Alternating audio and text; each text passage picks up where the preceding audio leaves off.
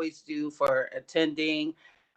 These are very important meetings, and especially in this time and sort of the technology that we're using. So I want to thank everybody for taking the time out of their day to be a part of the virtual community board cabinet meeting. And so we'll just jump in.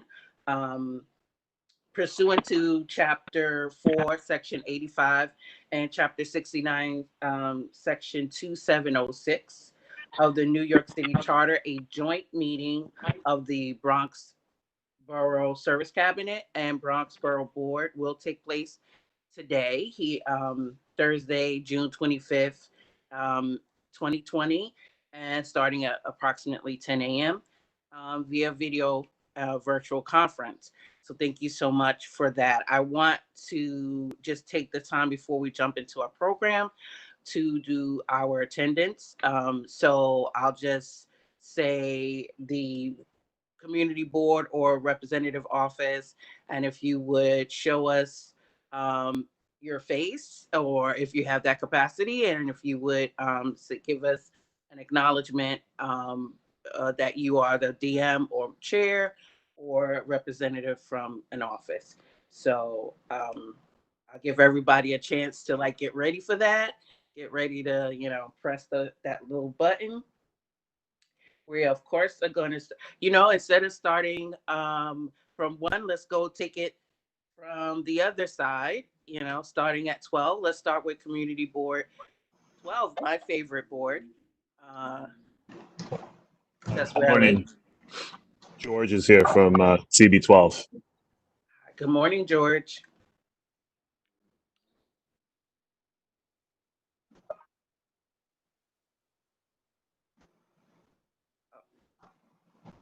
Okay. Did I hear that? Did I hear the chair joining in or no? I don't know. Okay. So let's go. Thank you, George. Community Board 11.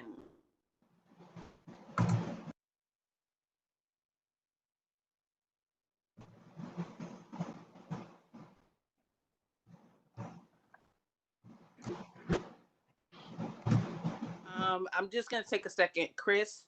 I'm hearing a lot of people off of mute. Yeah, no, there's only one or two that just joined that I'm just muting again now. Okay. So I would add, as we go through roll call, if somebody's on a phone and you hear your board being called, or other organization, to use that *9 to raise your hand if you're on a phone, just so we catch it, and we'll take it from there. But pretty much everybody's muted at this point. Okay. Excellent. Thank you for that tech note. All right. We were at Community Board 11. Okay. Moving along, Community Board 10. There's a BX10 user in here. I just unmuted. I'm here. Just having some video issues with my phone. Matt Cruz from Board 10, District Manager, and Joe Rubin, Chairperson, is also on. He may chime in a second or two. Thank you. Okay. And now it's Community Board 10, Community Board 9. Good morning, everyone. Chair Andres Alonso, Assistant District Manager. You look so happy this morning. Look at that. You have the biggest smile. Community Board 8. Hi, good morning, everyone. This is Kira Gannon, District Manager. Sorry, my computer doesn't have a camera, so I can't turn it on. Okay. I hope you're smiling. I am. It's so good to see everyone. Good. Community Board 7. Hi, everyone. Emmanuel, Chairperson's on the line. Awesome. Good morning, Manuel. Community Board 6. Christine and I are here to represent Community Board 6. We're both interns. And my Wi-Fi isn't working. So. Okay. All right. Community Board 5. LaShawna Dotson, Community Coordinator for CB5. Dr. Ball is also on the line. Awesome. Thank you. Community Board 4. Who's on this chair? Good morning. Good morning. Elizabeth Gonzalez Rodriguez on behalf of Paul Phillips, our District Manager of CB4. Thank you. Community Board 3. Got that mute. Community Board 3. Okay. Community Board 2. Hi, good morning, everyone. Ralph Acevedo here. And our chair is here is also Roberto Crespo. Good morning, everyone. Hi. And last but not least, Community Board 1.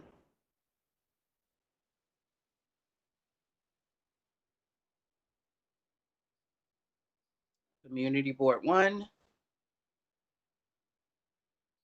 Okay. Representative Councilwoman Ayala's office.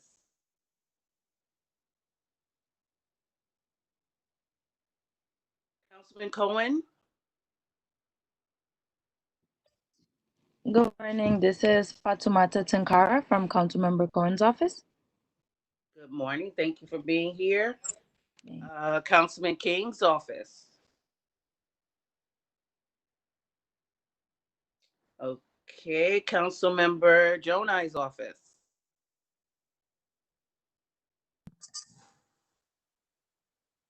Councilmember Cabrera's office.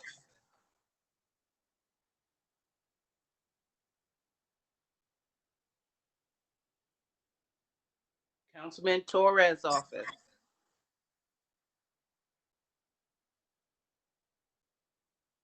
Okay, Councilmember Gibson.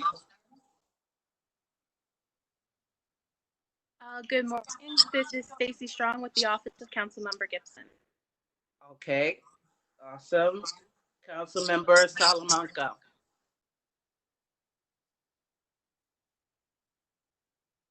And lastly, Councilmember Diaz, Senior.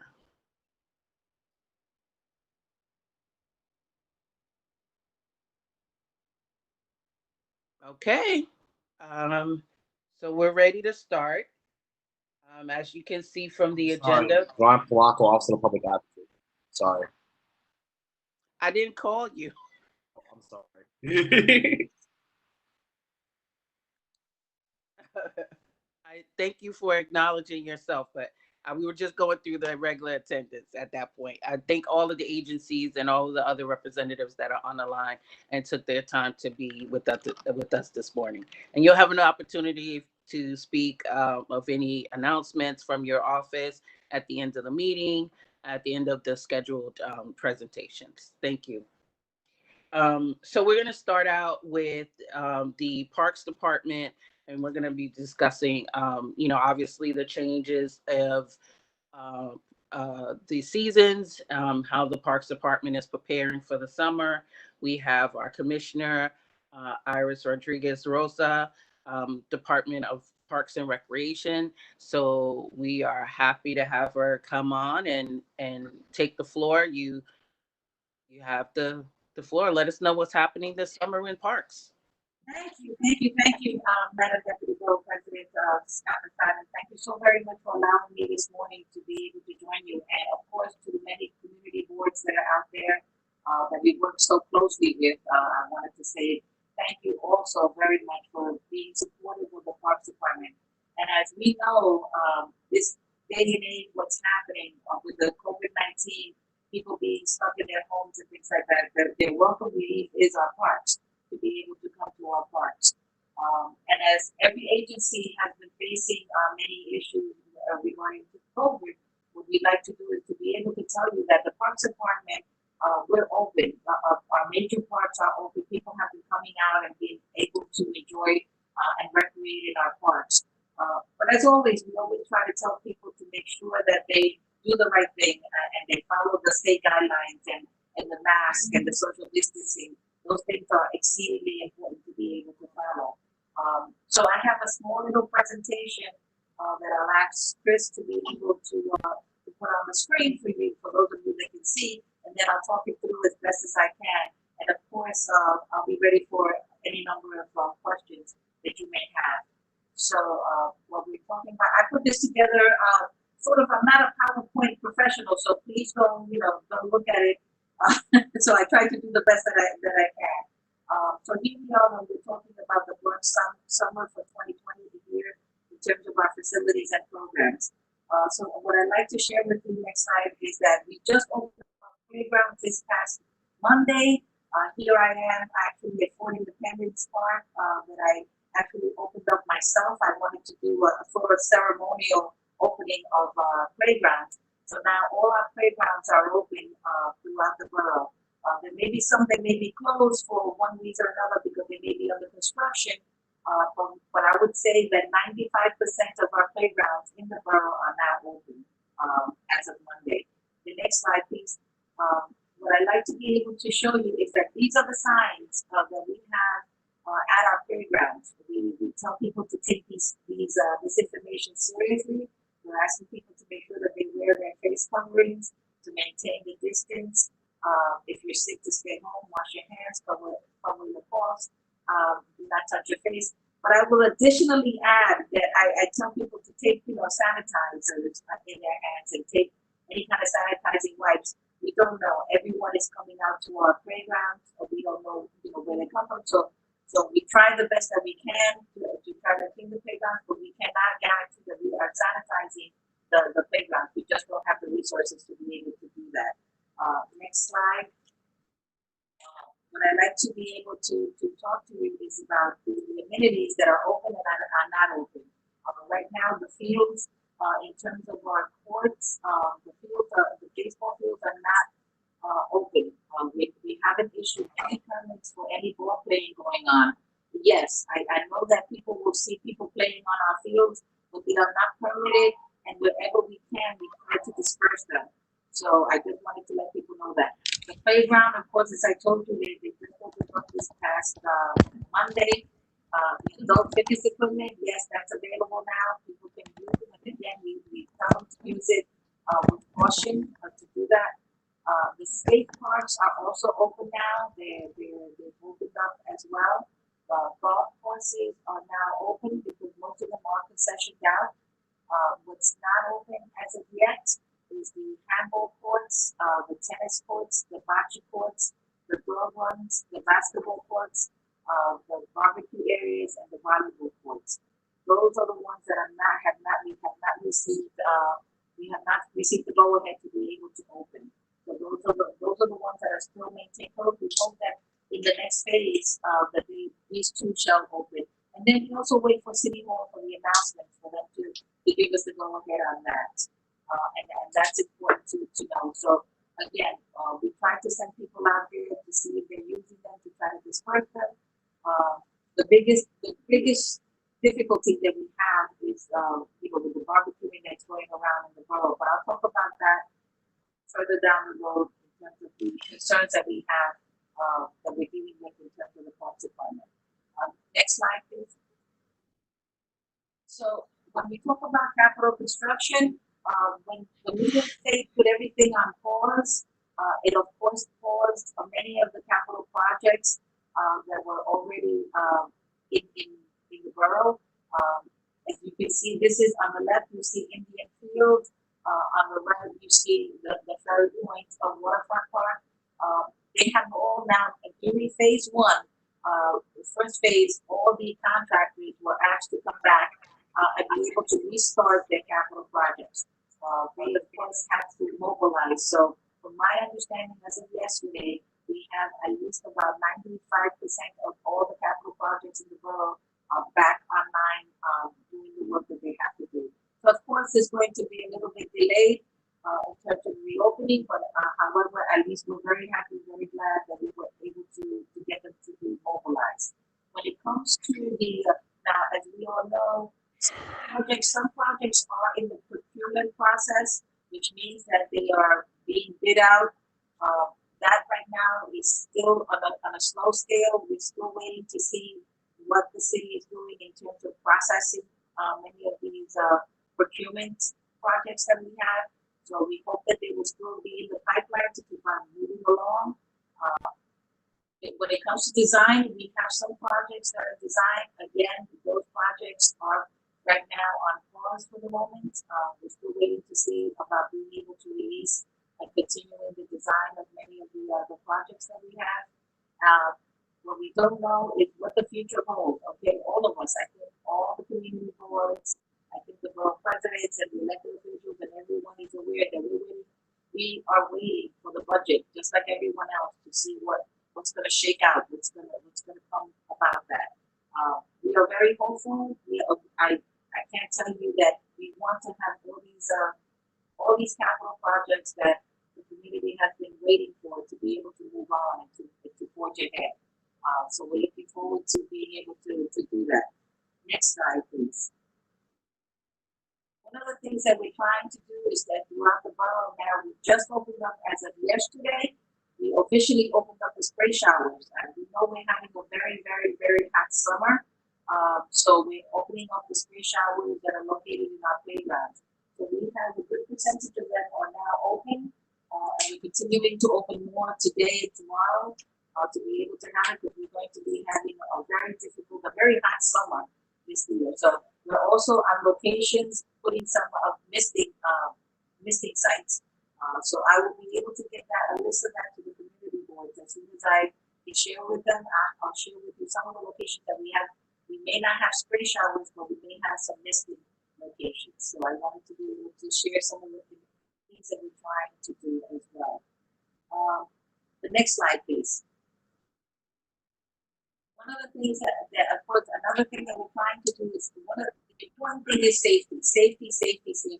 Amidst all this COVID issue that we're having, and we are having people coming to our parks, it is exceedingly important that we convey to them the importance of being able to wear the mask and to have social distancing.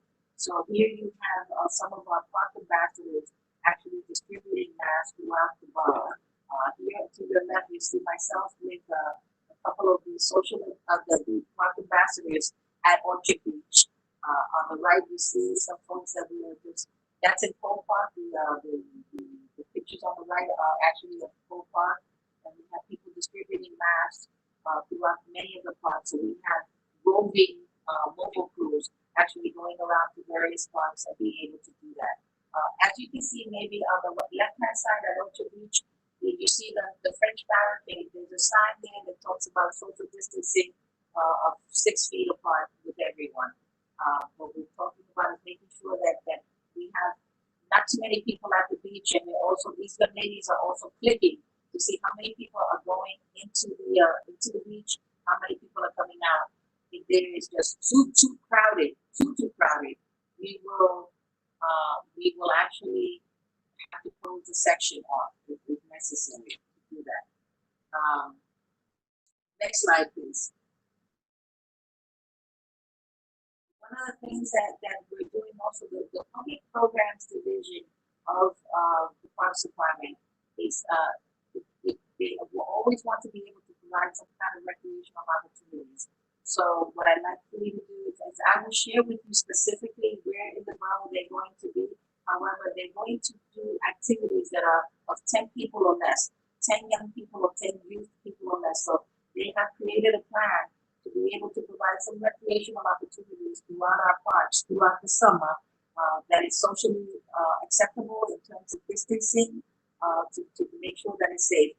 We are definitely proactive in all that we do to try to provide things for the community.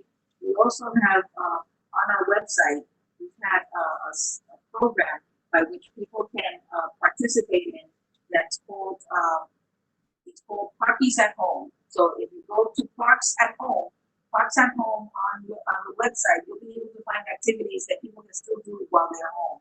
So that's important to be able to do that. Next slide, please. Very special and very famous and very loving that our borough president loves, the Orchard Beach. Okay, so I have to say that, right, Deputy Borough President, this is his beach, okay, and will forever be his beach, okay. So we want to make sure that he knows that we care about his beach and we're taking care of it as best we can. On the left, you see the picture of the stage empty. And on the right, you start seeing some of the crowds that are coming back and being able to enjoy our beach. We're looking forward to it. It's an announcement that is made that we expect that the beach will be open July 1st. So that's next Wednesday, next week, and it will go through September 7th. So we're looking. I may put on a bathing suit, as heavy as I am. I can put on a bathing suit and go into the beach and do the first swim myself. So I'm hoping and I'm sure that the community will be so excited, to be part of it. So that's it. Hooray for that. Next slide, please. The other thing that we're trying to share with the community, which is absolutely wonderful, and I wanted to share it with you because it's now on the website.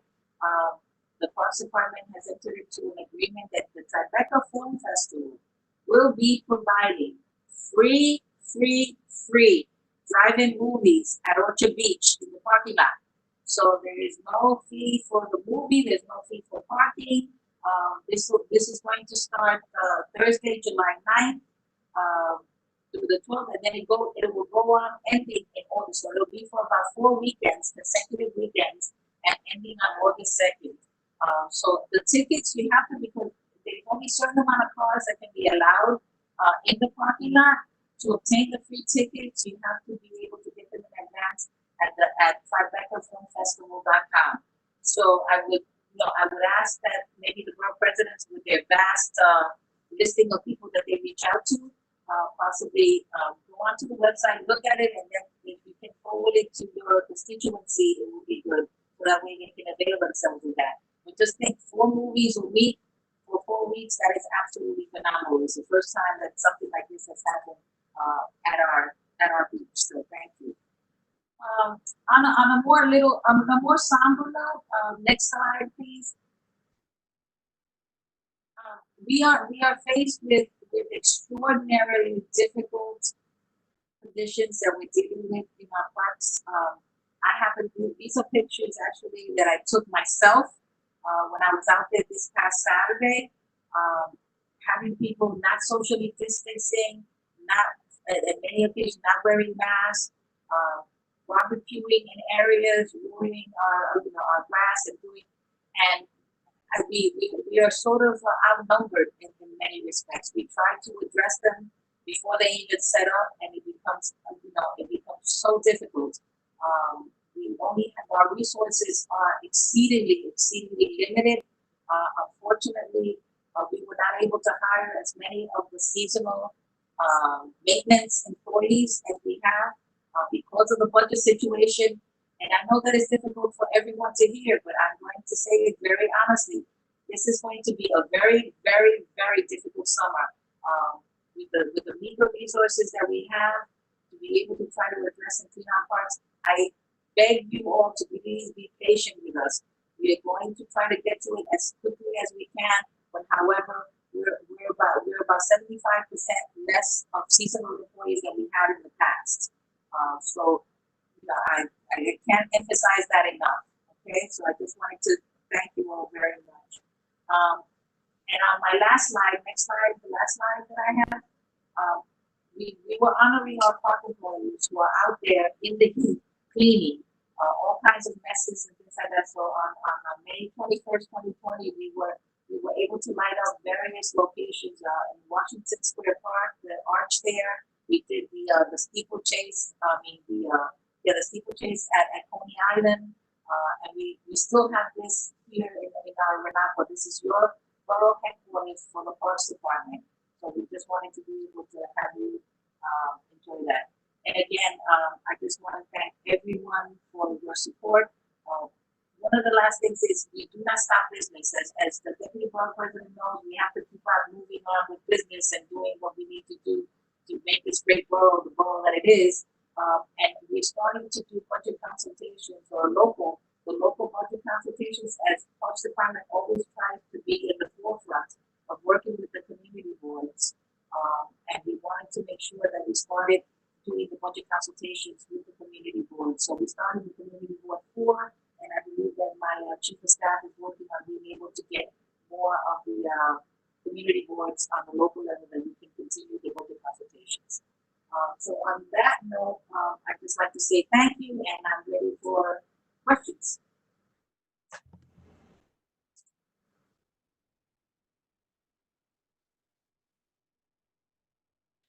Thank you, Commissioner, for your presentation. I apologize for the pause there. I was a little distracted viewing all of those movies in the drive-in. So I immediately went there. And there's a lot of great things from the festival. I encourage everyone to go. There's things for the family, things for the kids. I see a lot of things I'm going to be interested in. We should play a bit of Where's Waldo. So if you find me on the, you get a prize. I don't know what that is, but I'm going to be there. So again, thank you for that presentation, and thank you, as always, for everything you do in terms of parks, because we know how important that is for our community. I know that I saw a couple of questions pop up in the chat, but I can't see it. So I want to give Chris an opportunity to just pull that up and ask those questions first. And if you have an additional question that isn't already in the chat and you want to raise your hand, remember that function is in the participants list or *9 if you're on the phone. So let's move in that direction. Chris?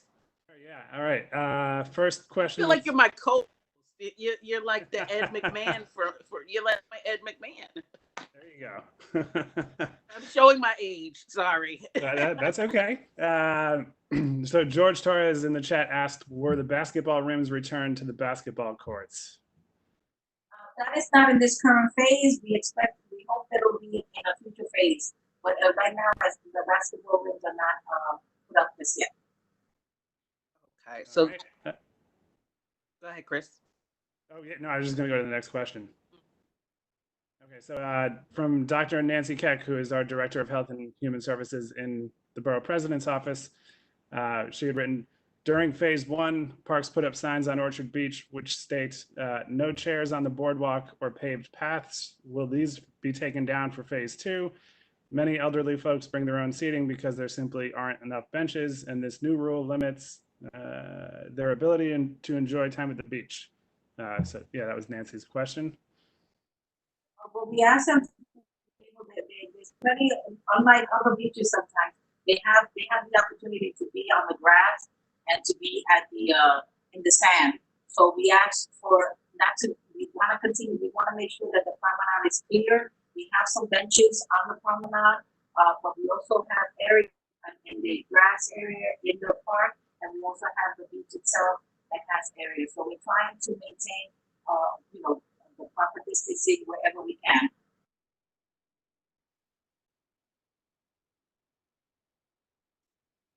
Thank you.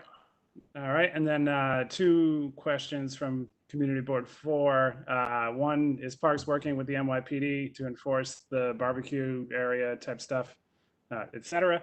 And the other is garbage litter is out of control. Can parks provide us with garbage bags?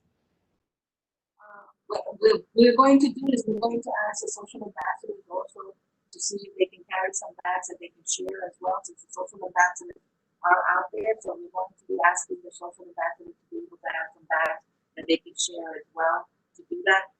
We do work with NYPD dispatch thing as well, but we work with NYPD wherever we can. There are certain locations that have much more difficult conditions than others, and we're working with.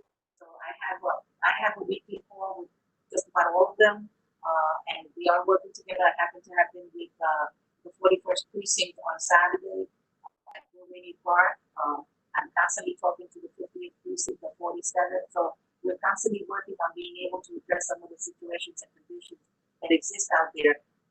But again, in many cases we're outnumbered, and by the time we get to a location, we've already set up, and we don't want to create.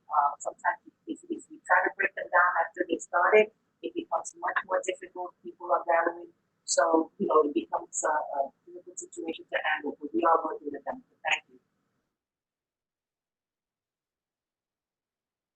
All All right, that's all the questions in the chat. At the moment, I don't see any hands raised in WebEx, Deputy. Okay. I'll just that went perfectly. I can't. Thank you, co-host. That I think Crespo had raised his hand. Who is that, Marisol? I'm sorry. I believe Crespo raised his hand. Oh, he literally raised his hand. Okay. Bobby Crespo. Is there a question, Mr. Crespo? Yeah, I just needed to Literally raised know. his hand.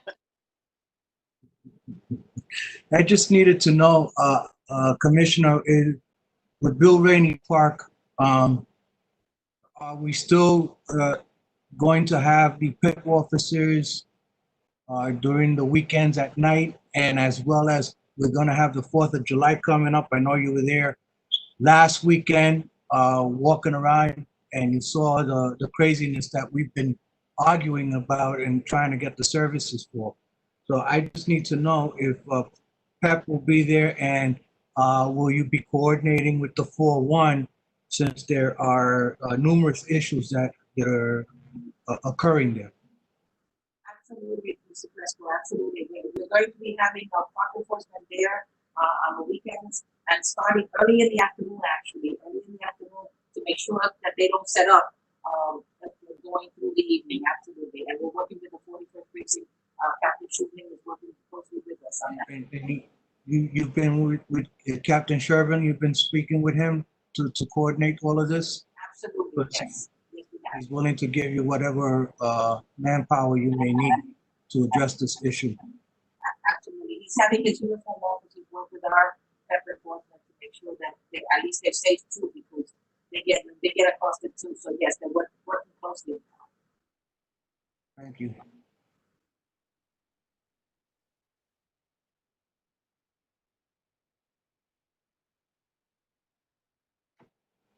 All right, so Madam Deputy, I think that is everybody. Yep, there is a hand raised now from CB4.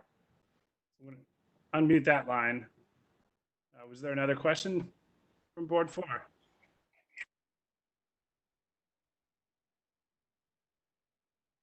What can we do to improve the current levels of cleanliness of our parks? What I can say is that we're working with the resources that we have on hand. We don't have the seasonal staff that we had. The only thing we can do is ask the public to be able to clean up after themselves. We can. I can't tell you that I lost about 200 seasonal employees that I would have had in the borough, that I would have had here, and I don't have them to be able to supplement the workforce that is there now. So, like I said, it's going to be a very, very difficult summer, and I beg on your indulgence and patience. We'll get to it, but it may not be as quickly as we would want to. Can signage help out? You know, like posting signs, or regulations and rules and stuff like that? Well, the signage, we do all of them we have consolidated signs in each of the parks.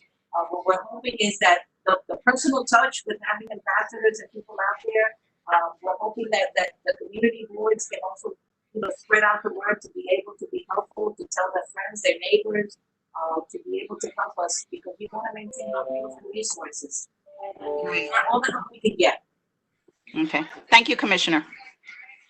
All right, and James Rass, our Director of Planning and Development in the Borough President's Office, has his hand raised. So James, you're unmuted. Great. Hello, Commissioner. All right.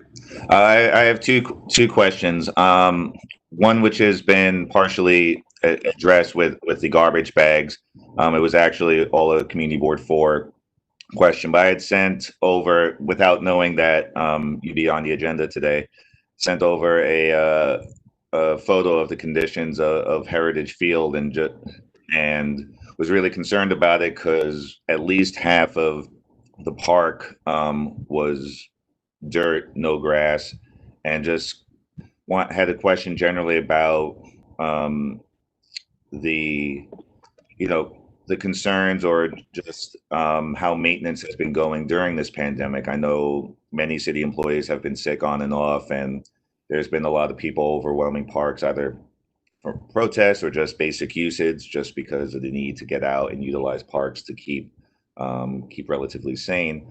So I just wanted to get a sense about that. And the second question is, I'm part of the regional control room for New York City, and one thing that has been discussed as part of the reopening from an economic development standpoint for restaurants was the potential use of park space in coordination with DOT and restaurants to potentially utilize the park's property to help accommodate any type of seating in a coordinated fashion. So I haven't gotten a clear response on that. So I wanted to hear from parks itself to see if those conversations have been had. Thank you. So the first one is in terms of the maintenance, as I mentioned, it's going to be a very difficult summer, and we are very conscious of the fact that our parks are they utilized, and there's a lot of debris. And like you mentioned, I did mention that we're trying to, with the social ambassadors, be able to give out bags and do that. I think I'm going to also have the park enforcement be able to carry a box with them as well. I think I'm going to additionally now thinking about that. Whatever resources that I have with people that can be able to give out bags to people that are congregating, it would be great to do. We're going to take a survey as to how many cans to make sure that we have enough cans out there. The one thing that we have also a problem with, it's been increasing, is the illegal dumping. We have household debris actually coming into our parks. I couldn't believe it. I said sanitation does their job. They do well. And I don't understand why people are bringing their household debris across the street to our parks. It's just unbelievable. But we're doing all that we can with our resources to try to limit that. On the second question, which is about being able to utilize our parks, I know that Carrie Goodman, for example, on 161st Street, he sometimes brings out tables and chairs and has put it out, and I believe it's still want to be able to do some outdoor, food type of thing where people can sit and eat. I have not heard yet, but it's a wonderful idea. I have not heard yet about that idea about being able to utilize our parks in terms of the open air food. So yes, I think it's great. I haven't heard that yet, but look forward to hearing more. Okay, thank you for that update. I know DOT's in charge of doing a lot of that coordination, but every time I had asked during the call, it's like we're still working on that. We'll get back to you. So thank you for clarifying where things are. Thank you, James. Thank you very much. Good to see you.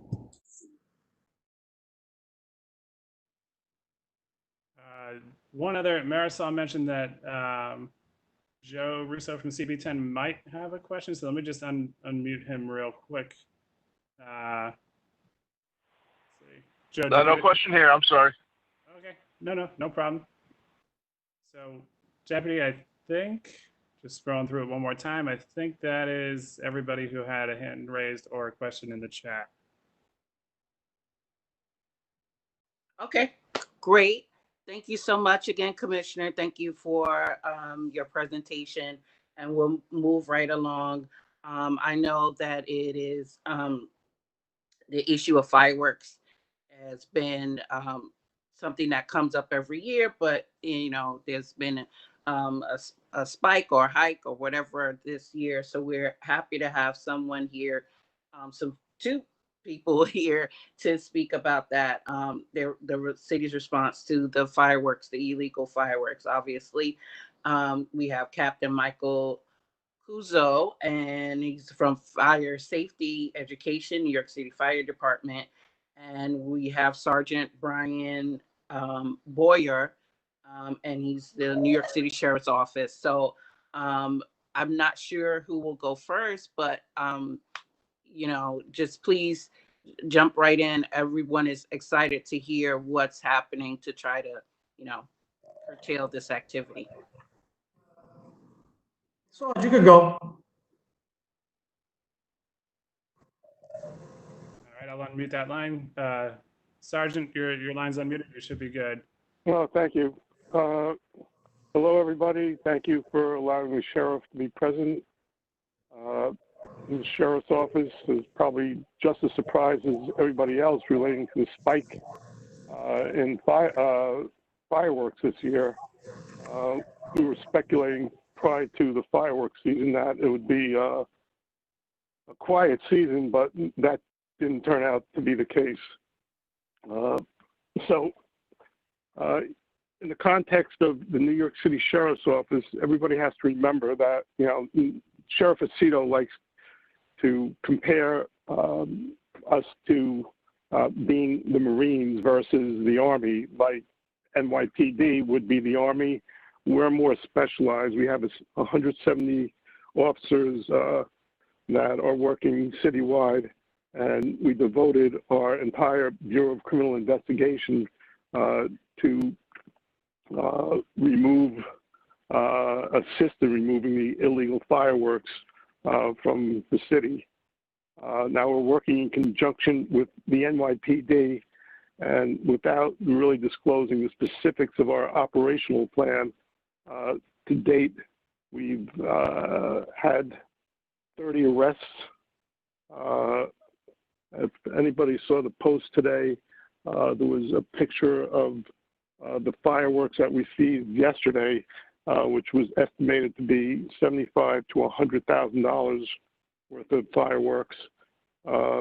NYPD also had 12 arrests yesterday. Additionally, they seized 2 assault rifles, 1 handgun. In the sheriff's seizures, one of the vehicles that was the subject of the illegal firearms distribution had 3 alligator carcasses. We had to notify one of the agencies that handles animal cruelty to report that. But remember that the Sheriff's Office is concerned with long-term investigations concentrating on financial crime. What we've been doing is at the street level, we've been using our sources to identify various persons that have been distributing fireworks. And with NYPD, we're working out of state, conducting various surveillances at commercial distributors in using various technologies, including license plate readers. We're targeting those vehicles coming back into the city, specifically through the Bronx, Staten Island, and Manhattan, and interdicting those vehicles based on the surveillances and the LPRs, the license plate readers that we're utilizing to enforce the interdictions. This just was put together on Tuesday, where our task force was assembled, and we're utilizing all the technology and communication capabilities to attempt to eliminate the firearm scourge, the fireworks scourge that's hitting our city now.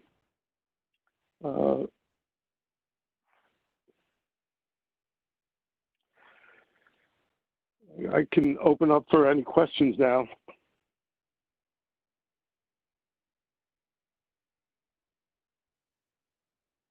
All right, Deputy.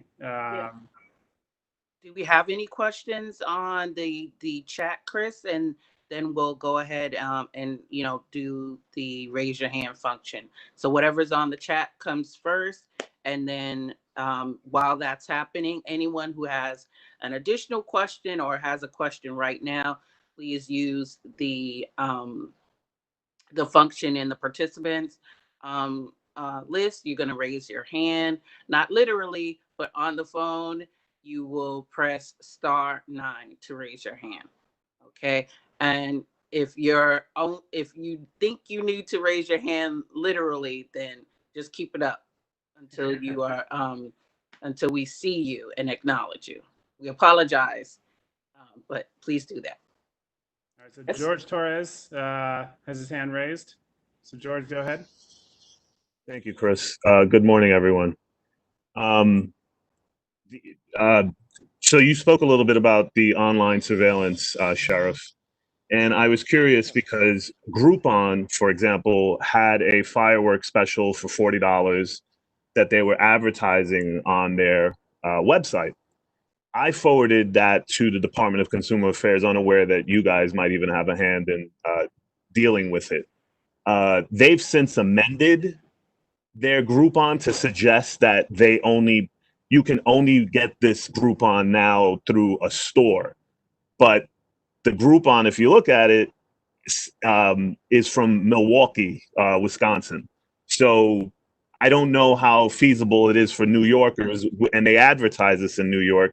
What is the policy? I mean, the closest state that I'm aware of that we can pick up fireworks is Pennsylvania. What's the policy on online sales to our, municipality or to the tri-state area? We're unaware of that policy, if any, as far as online sales. But I noted the question, and I'm going to pose that to our sheriff to see what, if anything, we can do about online sales coming into New York City. And I'm also going to check with Postal Service too, the postal inspectors. Okay, so I guess you wouldn't be aware that it's not illegal to sell or advertise in New York City firework promotions. I mean, whether it's illegal or not, the question for me is, can fireworks be shipped into New York City? Okay. And I'm going to check with the postal inspectors as soon as we get off, as soon as the meeting is terminated, to see what the policy is. Okay. Thank you, sir. I guess I would piggyback on George's question just for a little clarity. And we know that the spike is annoying, and it has quality of life issues, but just speak to what is legal and what's illegal in terms of the fireworks. I feel like it's all illegal, and maybe I'm wrong. In New York City, it is all illegal, especially the sale and distribution and bringing fireworks into New York, which is what our office is concentrating on to eliminate bulk deliveries of fireworks into the 5 boroughs. And that's what the task force, including NYPD right now, is concentrating the majority of our resources on. Now, but also take into account, we have street level personnel with our confidential informants that give us information that led to a number of arrests. And again, this task force just ramped up on Tuesday. And so far, I think in the short time that we've been coordinating with NYPD and the fire department, the results are pretty successful. Over the next 7 or 8 days leading up to July 4th, I think we'll see some pretty significant seizures and arrests.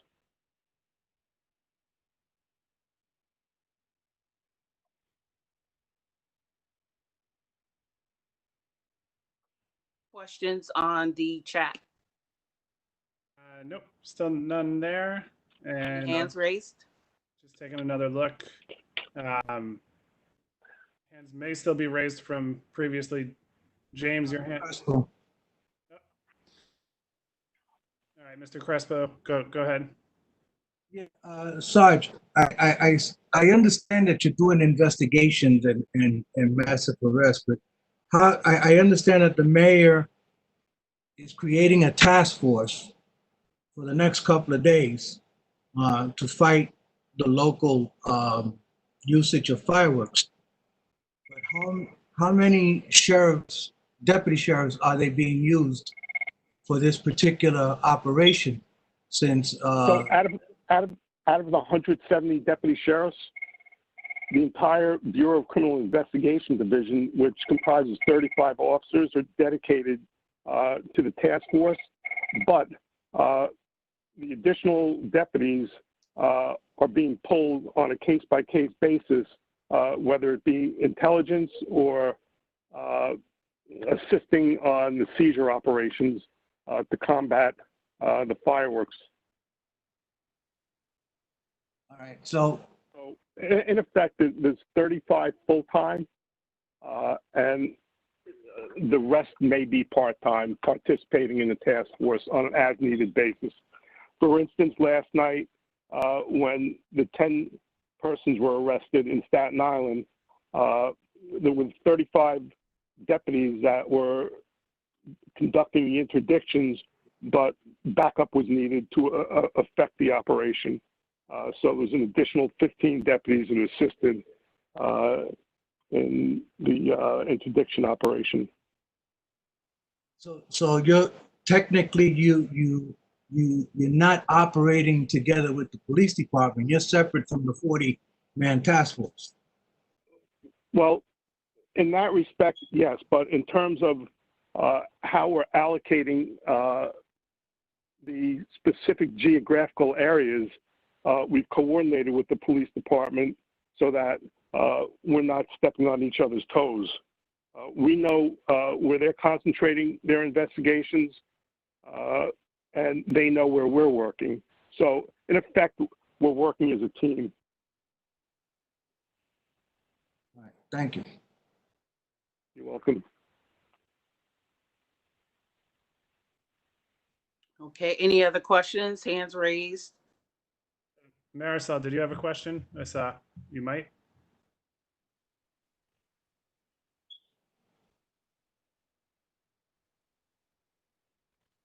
Maybe not. Okay. I'd just like to add also that we'll be concentrating on the George Washington Bridge today and tonight for anything that may be entering the Bronx. So we have a big contingent that has intel about the GW this afternoon and this evening. So there should be some good results. Okay, I'm sorry, I'm going to try this again.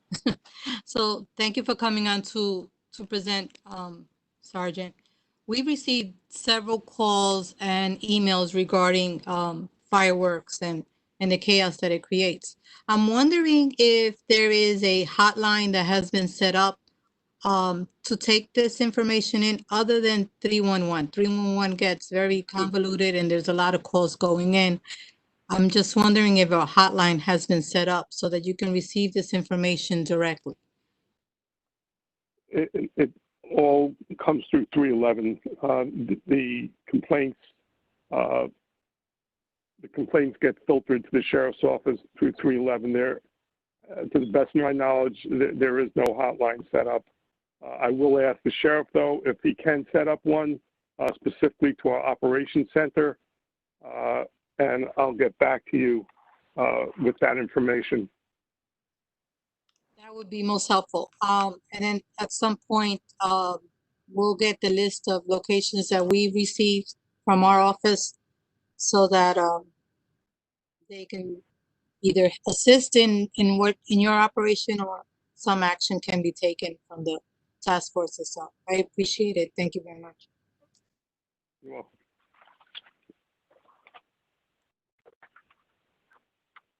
I see, I'm not sure if the hands are still raised from the previous round of questions, but there were two. Community Board 4, that hand's down, so I assume that was from previous. And then James, did you have another question or are you all set? I'm just unmuting you now. I think that was from earlier. I guess it's getting to you a little bit slow. Okay. All right, so Deputy, that is, as far as I can see, everybody. Who had a question for the sergeant? Hey, Sergeant. I just thank you all so much for allowing us to participate in the meeting.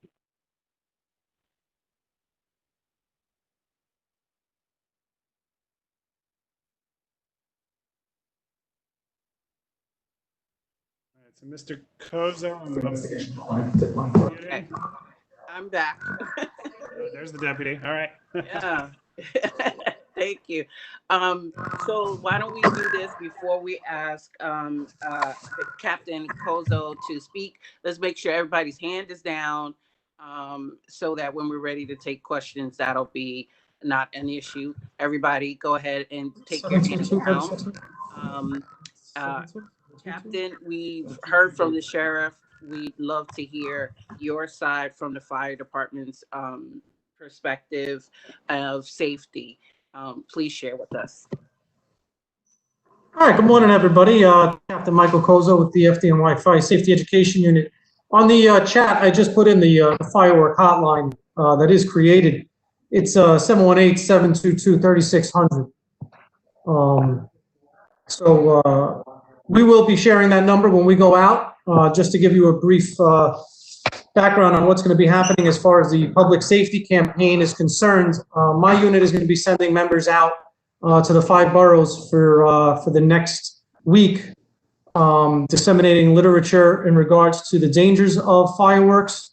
And we're going to be sharing this hotline number with them, as well as 311, in addition to your general fire safety information. So we'll be out in all 5 boroughs from 4 to 8 p.m. Every day for the next week. And that's our involvement in this task force.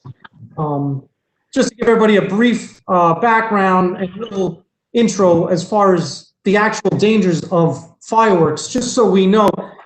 I really don't think people understand the extent of injuries and the dangers of fireworks, to be honest. They're talking about approximately 10,000 people a year are treated for firework-related injuries. That's a lot of people. 19,500 fires due to fireworks every year. And I know we've seen this already with a fire on Valentine in the Bronx 2 days ago. We just had a firework go through a 3-year-old's window in the Bronx as well last night. And with that being said, they say almost half of the injuries from fireworks are from children, or due to children, or from children 14 and under. And that's who's sustaining a lot of these injuries. And the bystanders, honestly, are sustaining a lot of injuries. It's not always the person lighting the firework, but it's the people that are standing around watching them that are getting hurt, just like this poor child who's sitting in his window and the firework goes through his window. So that is something that we want to keep in mind. Also, we will be obviously letting everybody know and reiterating the fact that fireworks are illegal in New York City. And again, we have the task force of the sheriffs and the fire marshals and NYPD out there cracking down.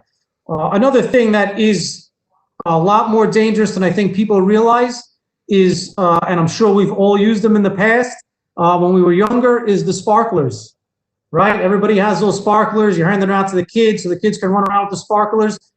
Just for everybody's information, a sparkler, the ones that we used to run around with as children, hold them in our hands, can get as hot as 1,800 degrees. That's hot enough to melt gold, just so you know. Those things get extremely hot.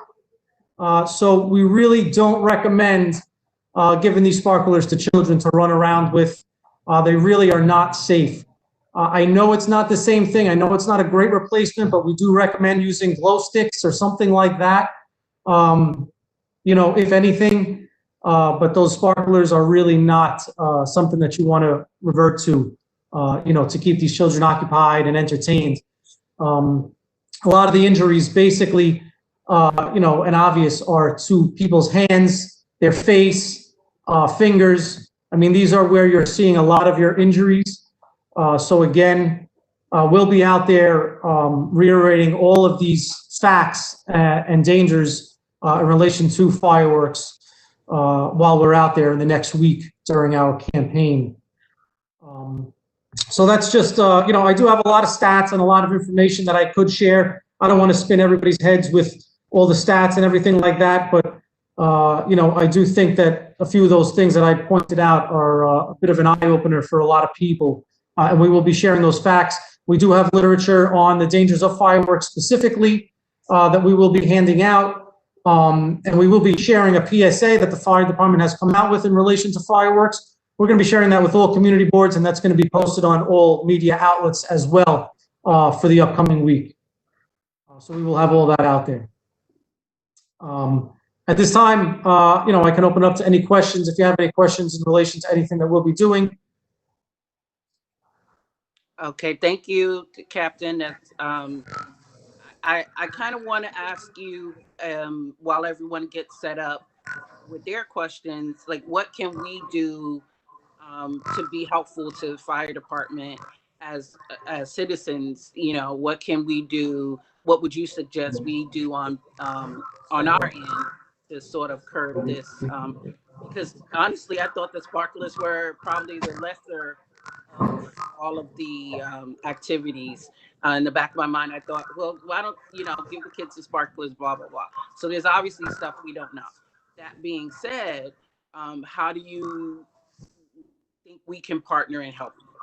I think the best way to partner and help is to help us spread this message, to share all of the literature, all this literature. And I know I have Rich Velez here from Community Affairs, and he posted the website right there in the chat. If you could share that website, it has all of the safety literature, the PSAs in relation to fireworks safety, as well as share with them the locations and the times that we're going to be out there. If you could share all of this information that I'm sharing with you, with everybody else out there, the more people we could share it to, the more that word gets out, I think the safer everybody will be. So I think that's the best thing that you guys can do to help us out. Thank you. Chris, do we have any questions in the chat? None that I've seen in the chat, but Community Board 4, there is a hand raised. Do you have a question, Captain? You're on mute. One second, I'm going to unmute you. Just start again now. Thank you. Thank you, Deputy and Captain, for taking my question. As you know, CB4, the incident that happened with the 3-year-old was in our district. We just recently had our board meeting, and we must have had at least like 25 complainants, constituents, all regarding fireworks. Do we still continue to call 311? I mean, we're working collaboratively with our NYPD, our 44th precinct. They're helping us out, but what can we do to help out these constituents more? Because it's not only the fireworks, there's also the littering of all the of all the fireworks. They're just leaving all the mess and everything, in our districts and in our parks. Corner 166. So I hear all of that, and I think the best thing you can do is, again, we have the firework hotline that I posted in the chat. I would definitely share that hotline with all of your constituents, and they can also use 311 as another option to call. In regards to the enforcement of all of that, as far as the littering and the actual fireworks themselves, I would have to revert all of that to the task force with the fire marshals and the sheriffs involved. I'm not sure how they are responding to calls to these hotlines or to 311. I think that the sergeant would probably be able to better speak on that. And also, in terms of the literature, I mean, we work very closely with Richard Velez. He does come to our meetings and stuff. He's been at our office. Thank you for that. But in terms of literature, would you be able to send everything by email as well, being that we're working remotely from home? So then that way we can just, once the constituent shoots his complaints, we can always, give this back to them as well. Yes, everything will be sent via email. And if you want to share the link as well, all the literature there is available to be downloaded in multiple languages, probably over about 60 languages. So that should definitely help as well. Okay, thank you so much. We're also going to have a table in your district on Saturday on Ogden Ave. Ogden Avenue, okay. And 166, yeah. Ogden and 166? From what time to what time on Saturday? From 4 to 8 p.m. From 4 to 8 p.m. Got it. We're going to share the schedule. Once we have the completed schedule, we're going to share that later today. Okay, thank you so much. You're welcome. All right, Deputy, I don't see any other hands raised or any other questions in the chat at this point. Yeah, I was on mute, so I was just encouraging everyone to call 311 and the hotline, and really make multiple calls. I know it could be frustrating. I don't have to tell you guys how frustrating it could be, but in terms of just having all angles covered, I would always encourage everyone to use all of the resources and hotlines available. You were saying, Chris? Oh, yeah, no, just that looks like it's it for questions. I don't see anything else on the chat. I don't see any other hands raised. So I think that's everything for Captain Koza. I just want to thank Captain. Do you have any final remarks? Anything that you want to say? No, I appreciate having me on. And off topic of fireworks, smoke alarms save lives. So if we can pass out that message as well, just make sure everybody has their smoke alarms and that they're operating properly. Thank you. Thank you so much for that. You're welcome. So that's the end of our program, our agenda. I thank everyone who presented today. I mean, there was just so much that we needed to hear about from Parks and from the sheriff's office and also from the fire department. So thank you all for that. Thank you all for coming. Usually at this part of the meeting, we open it up for any person who wants to make to tell us what's coming up in their district or make announcements and things like that. So I'm going to ask you guys to, while I'm speaking, consider what you have, if you have something that you want to say, and then go ahead and raise your hand virtually, you know, again, on the participants list or *9 on the phone. But in the interim, do we have, is Jackie Carter here on the Marisol?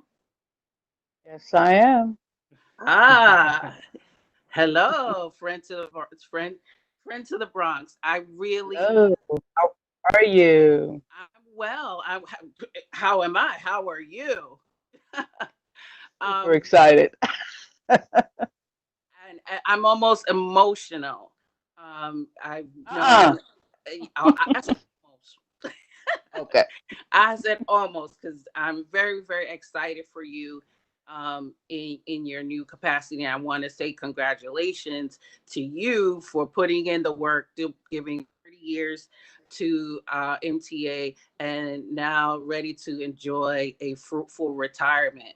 And so I'm, like I said, I'm always saying, you know, friend to the Bronx, Jackie Carter, and you know, some might think that's a little funny, but it's actually from the heart, and I believe that to be very, very true. Jackie has given her time. She is a true friend to the Bronx. She has an understanding of the Bronx that only comes from the heart. It's the type of understanding that can only come from really, really feeling and hearing the passions of Bronxites over those 30 years. And we thank you so much for your service. We know that your replacement will have large shoes to fill.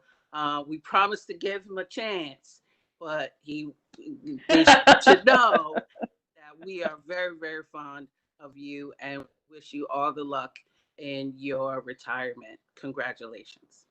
Well, thank you so much. I'm not that far away from you. I plan to stay in the show for the rest of my days. I hope everyone can hear me. I've watched many of you grow, change, get married, have children, got rid of them husbands and them wives.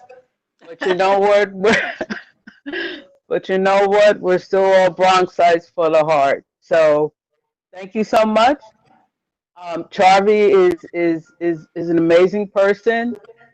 Please don't worry about my shoes because Charlie knows that I will always have his back.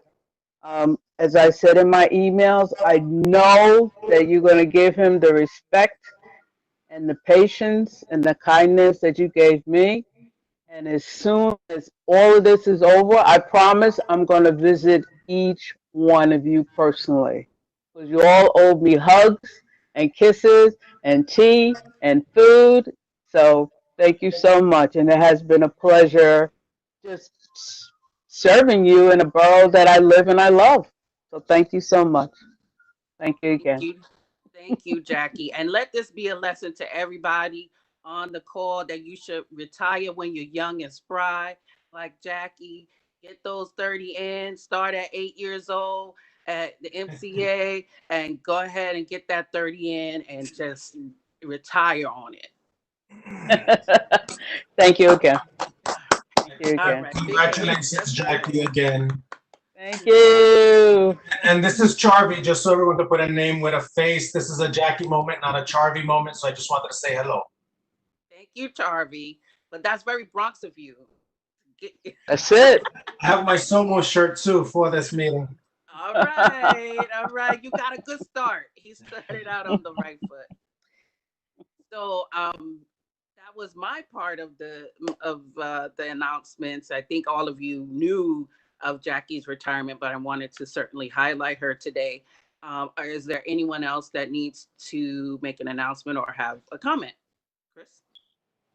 Couple. And if I could just throw in a quick congrats for Jackie too. I think within the first month of working in government in the Bronx, I called Jackie having no clue what I was doing as a 21-year-old trying to help a constituent. And, you know, we've known each other since I didn't know she was retiring until right now. So congrats to Jackie. In terms of hands raised, I see Navarro Lopez, Bronx DOT Commissioner, has his hand raised. So Navarro, I'll unmute you now. You are another friend to the Bronx, but don't tell us you're retiring today. I can't handle it emotionally. No, I'm a long ways away from that day. But congratulations, Jackie. You know, we at DOT are going to miss you greatly. We appreciate all the hard work you did throughout the years. Like Chris, I remember the first time I gave you a call as a young staffer in Councilmember Vaca's office a long time ago, not really knowing what I was doing either. But you were always extremely helpful and generous, and always a pleasure to work with. So thank you very much. I wanted to quickly talk a little bit about some of the initiatives that DOT is going to be doing as part of the reopening, and then I'm going to talk about a few items, and then I'm going to turn it over to Keith, who's going to sort of do a quick recap of the Open Restaurants program. Many of you joined us on our impromptu meeting last Friday afternoon to hear about the mayor's announcement about open streets and open restaurants. So I guess two things. One is that DOT has been moving to install a bus lane project on East 149th Street. We have met with community boards 4 and 7 and the elected officials, but we are doing this bus lane through most of the 149th corridor. We're going to have a dedicated offset bus lane, meaning that we are removing a lane of traffic and giving that to the bus. We are going to start installation for that dedicated bus lane later this month, or maybe the work may start in early July. But we hope to have it up and running by mid to late July. The hours of this bus lane are going to be 7 a.m. to 8 p.m., 7 days a week. And this will hopefully be a big benefit to all Bronxites, especially in the South Bronx. You know, as you know, COVID has really impacted essential workers. The 149th Street corridor is very important for essential workers in the Bronx and in the city. You know, Lincoln Hospital is there, and it's also a big connection into Manhattan. So that is something that is going to be online later tonight. We are going to be presenting to Bronx Community Board 1 to their full board meeting. We're going to have a more detailed presentation. We do have materials about the 149th Street on our website, but if anybody wants that emailed to them, please let me know. I will get that information to you right away. Also, all the community boards or who have open streets, my office has been reaching out to you, letting you know which are the streets that are going to be open streets. As you know, this is an attempt by the city to give New Yorkers a little bit more outdoor space, since a lot of our parks have been sort of overwhelmed by folks who want to, you know, get fresh air, get some exercise, escape the confines of their homes. So the Open Streets program is sort of to take a little bit of pressure off our park space. As I've said before, anyone who has suggestions for additional streets in your districts, please send them to us right away so we can take a look at them. Also, starting on July 1st, DOT is going to restart its concrete work season for the year. Usually our concrete work starts in April. We do our safety improvement projects or islands or other concrete work. That has been on pause since COVID. So on July 1st, that is going to start. So you're going to be seeing, some of you have already seen, but many of you will be seeing notifications and letters from me about certain projects in your districts. For example, community boards 10 and 11 are going to be seeing some bus stops on the L. Those are the concrete sidewalk bulb outs, extensions for bus riders who are waiting for buses underneath the elevated structures. We also have a safety improvement project that we're going to be moving forward with on Teller Avenue near 172nd Street. We're also having a huge sidewalk safety improvement project at Bronx Park East and Bronxdale in Ward 11. So starting on July 1st, our concrete work is going to, begin as we slowly begin restarting agency operations that have been on pause. One thing that is still not happening, we still have a pause, and it's until further notice, on all traffic studies. So many of you have sent me requests for stop sign requests, traffic signal requests, speed humps. Those requests, we are still not moving forward on them because we've still not restarted our traffic planning data collection. For the first couple of months of the COVID crisis, traffic was really down throughout the city, which made our data collection efforts really hard. But as we start seeing people return to work, as we start seeing traffic unfortunately get congested again, we will probably restart our efforts to collect data as the numbers and the volumes and travel patterns return to normal. So I'll keep you all up to date on that. When our data collection restarts, I will let you all know. And all of you that have had submitted studies, they will begin at that moment. And also, we've also in the last month done some limited resurfacing. Many of you have seen the notices that my office has sent. We're going to continue doing so when July 1st happens, the new fiscal year happens. I'm still not clear whether if our proposed fiscal year 21 schedule is actually going to happen, or if we're still going to do resurfacing at a case-by-case basis. I will follow up with you on that as well. But still call us for complaints on potholes, complaints on down signs, signals that are not working, the usual maintenance that the agency does. Please submit those to 301 and reach out to my office. So before I open up the field, the questioning, I'm going to turn it over to Keith. Keith is going to give a minor recap of the open restaurants program that we discussed last Friday. Good morning, everybody. Keith Gal, Bronx DOT. I'm sure by now everyone's heard about the open restaurants program that was set forth by the city. It's an effort to implement the citywide multi-phase program to expand outdoor seating options for food establishments, to promote open space, enhance social distancing, and to help them rebound in these difficult economic times.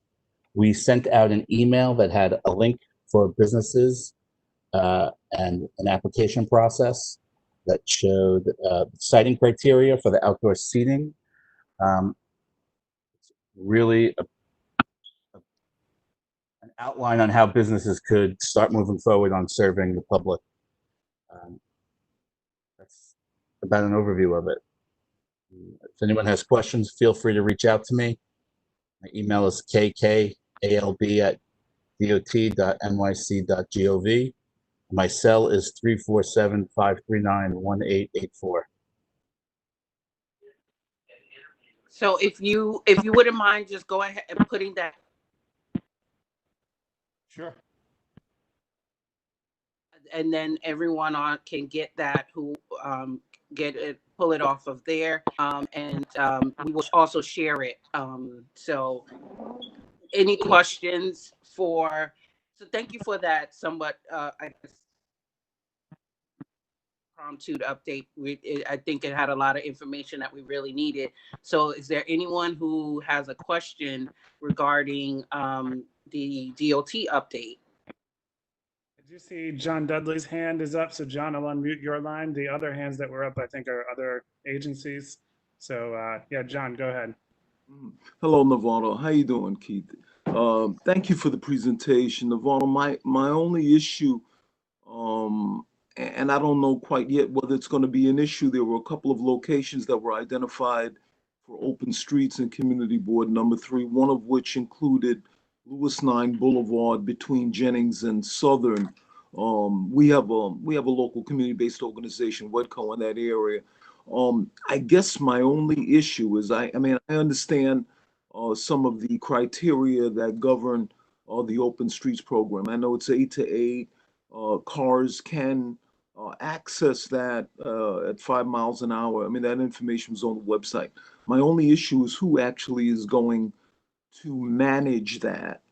When the sites are identified, and I understood that there was going to be an announcement, which it may have been. I just hadn't heard it, related to this particular location as well as Trinity and another one in our district. But the issue is going to be who's going to manage it, because if there are not any program services that are being offered, the concern might be that traffic through traffic might otherwise not be in compliance with the 5 mile per hour restriction.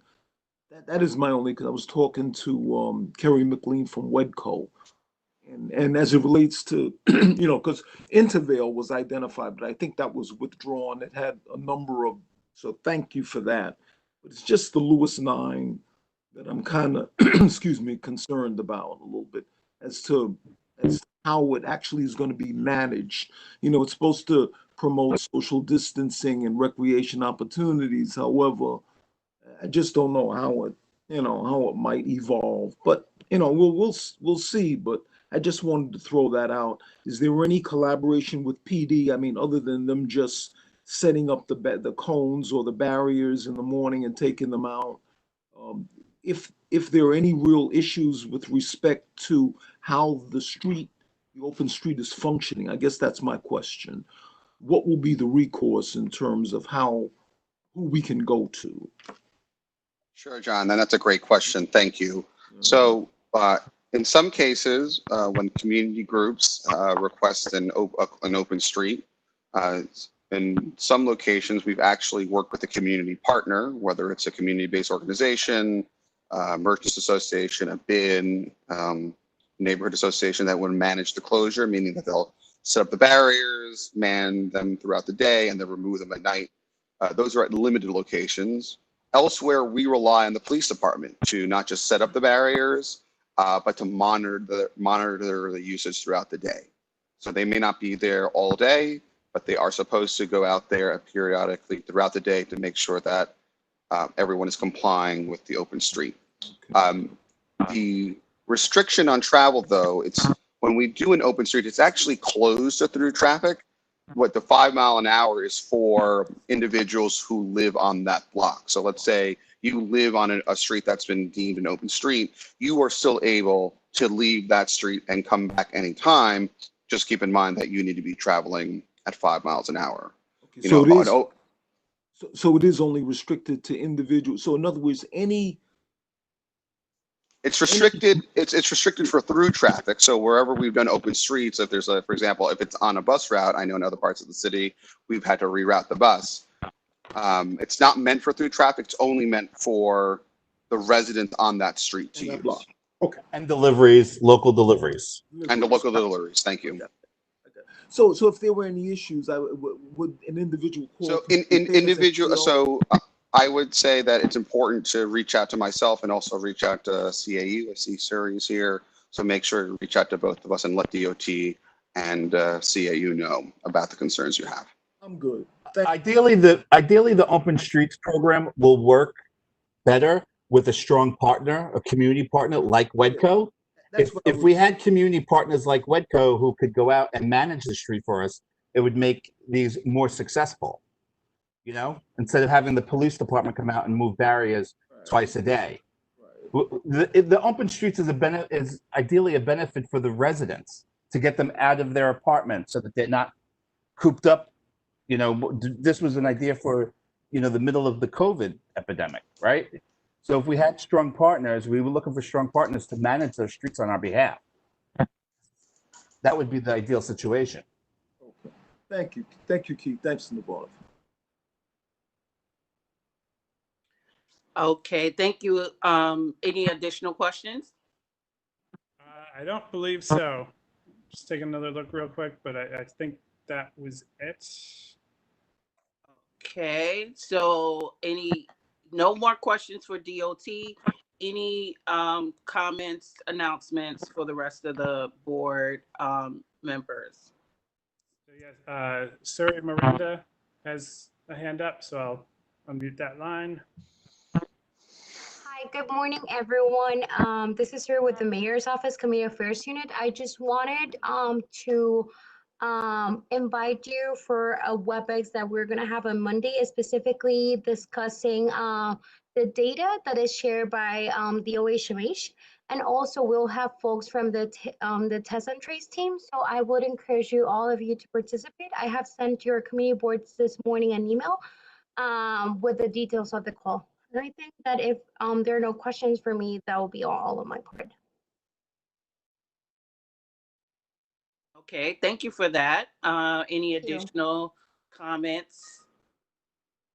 There was one other hand raised, username Y Duarte on the participant list.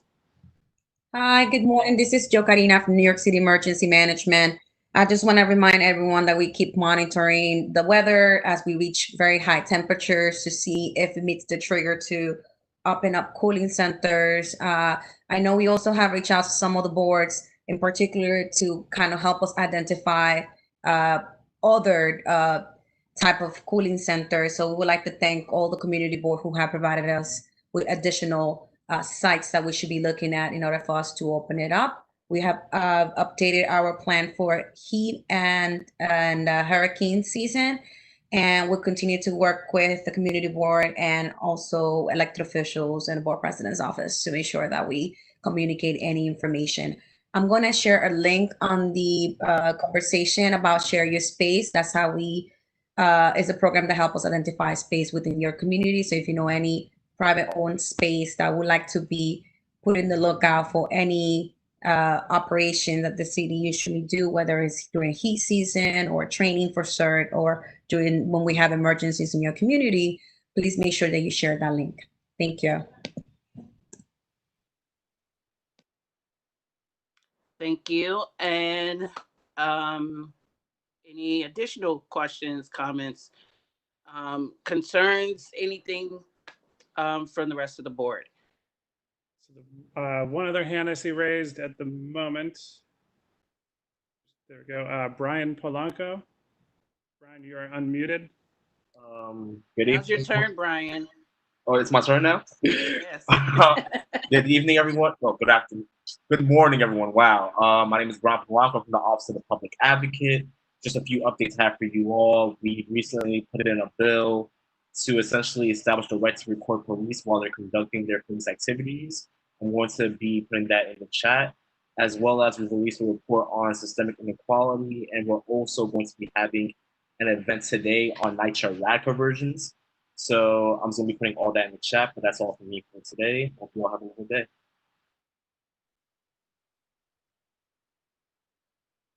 That's it, Brian? That's all I got.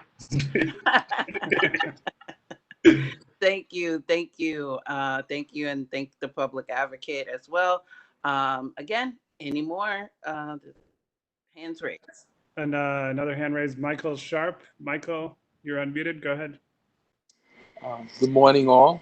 From the Department of Finance, I just wanted to remind everyone that the Department of Finance website is a great resource for information. Since we were together last, many people have received property tax bills. There are a number of questions about programs like rent freeze. I just wanted to encourage you, if you go to our homepage, right there, the first page, you'll see a banner that has updates for COVID-19. It was updated about 2 weeks ago, the latest update. and I would think there are more updates to come. And under that, you'll see a list of questions that you can go to, a frequently asked questions section. But if it's taxes, parking, a number of things, you can find information there. We also encourage you to go to the website. If you're having a difficulty or a challenge paying property taxes that are due, and they are still due according to the way the bills are written, there are payment plans and a program called PT Aid, which can help relieve some of that burden. And I just encourage everyone to go to the website in order to find that information out. Lastly, when you go to the website as well, there's a section called Contact Us. And we are encouraging individuals to make use of the online portal for submitting questions and inquiries. Of course, 311 is available. We have actually beefed up the capacity of our department for answering property questions, but there are a lot of calls coming in. But with the Contact Us portal, you open an account, and that's your private portal to submit your questions. They're listed. You'll get a response back acknowledging the receipt of the inquiry. You can track the progress. You can upload documents. So this is what we're recommending as opposed to going to a business center and trying to conduct business in person. We are still open and functioning and conducting business, but we want to encourage both the website and the online portal for those that have questions and need to transact business. And I thank you. All right. Thank you. And Tangela Rahman from Consumer Affairs said in the chat she wanted to give an update. Hi, everyone. This is Tangela Rahman from the New York City Department of Consumer Affairs. Can everyone hear me? Yes. Okay. Thank you so much to the Bronx Borough President's Office and the district managers for having us here today to give some quick updates. So just wanted to let everyone know that New York City has entered phase 2 on Monday, June 22nd. And there are certain industries that are, now allowed to resume, which includes offices, outdoor dining, in-store retail, real estate offices, commercial management. Our agency has launched a worker protection hotline.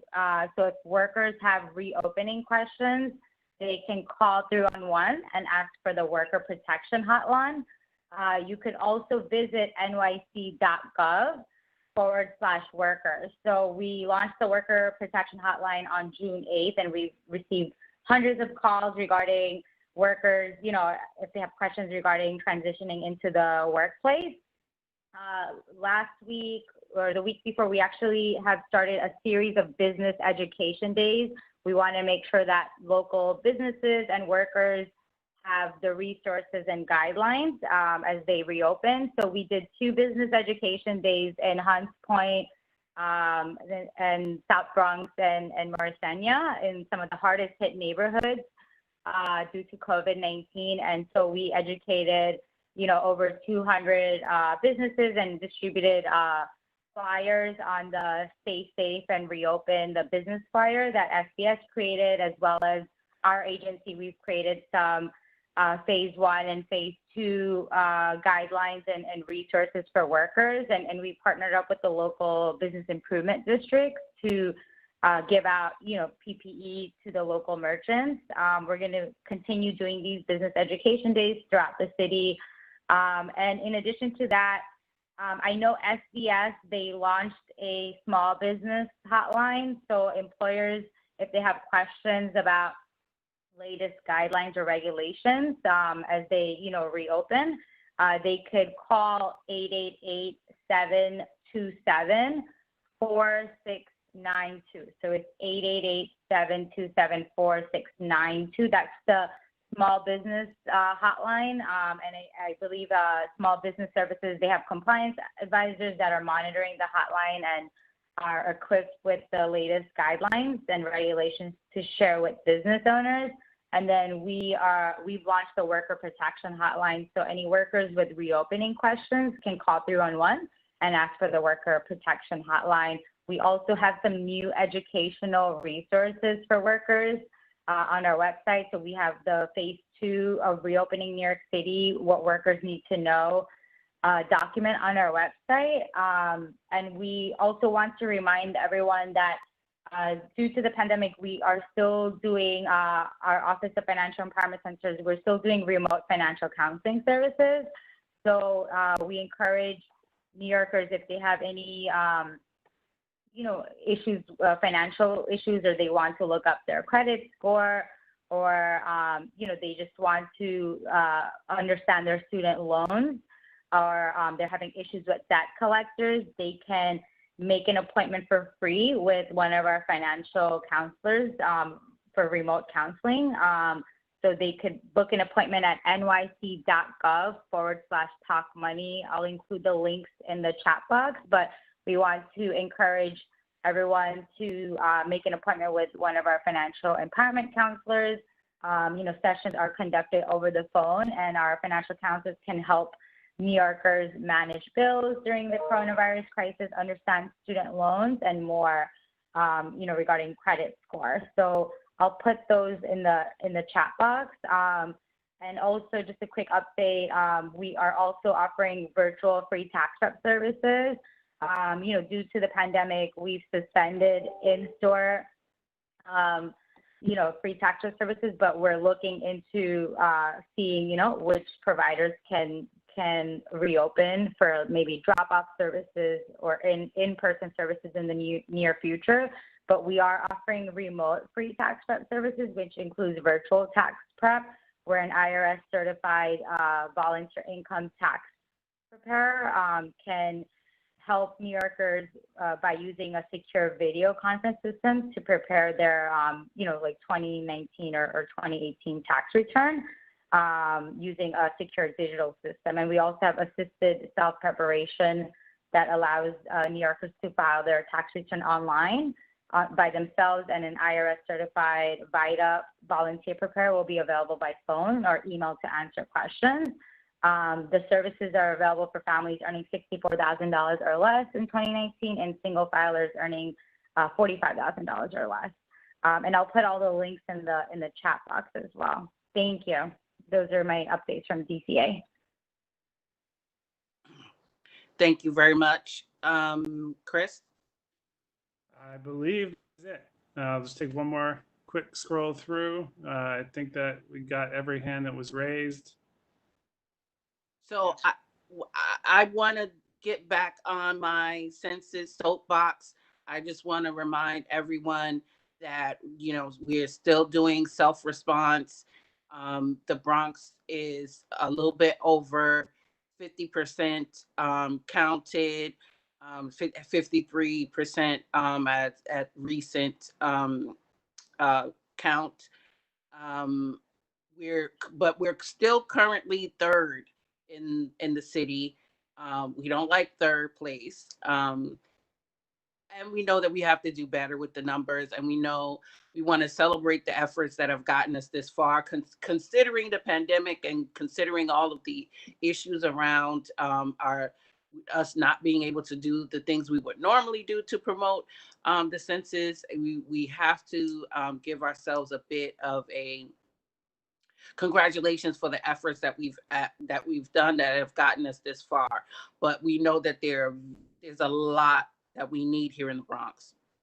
And as community board folks and representatives from council members' offices, just how much we need and how much services we need and how we are undercounted and how we are underserved as well. So the census is so important.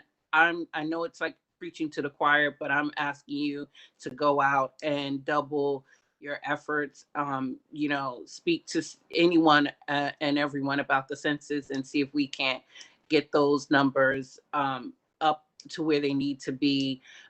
Again, we see a lot of activism in a lot of different arenas and things we need to change. And so I just want to spend a little bit of time on my census soapbox and just ask everybody to just recommit themselves to being a part of getting the Bronx completely counted. And thank you for that. Chris, I don't know if Nancy's still on the line, but I think that she was going to make a comment about COVID. Let me just take a quick look. I know she was in the meeting. 1 second.